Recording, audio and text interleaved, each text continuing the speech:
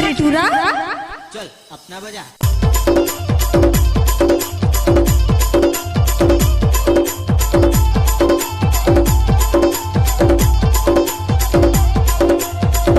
कुछ भी बोलते हो है ना। Mix by Chhotu Yadav Khamhariya.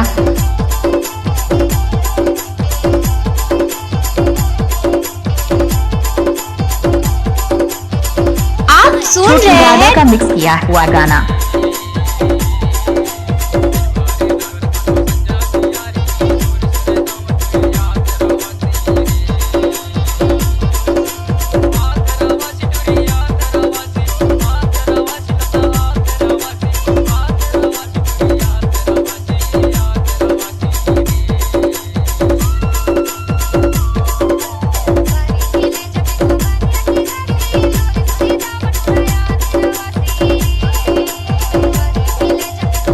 कुछ भी बोलते हो है ना।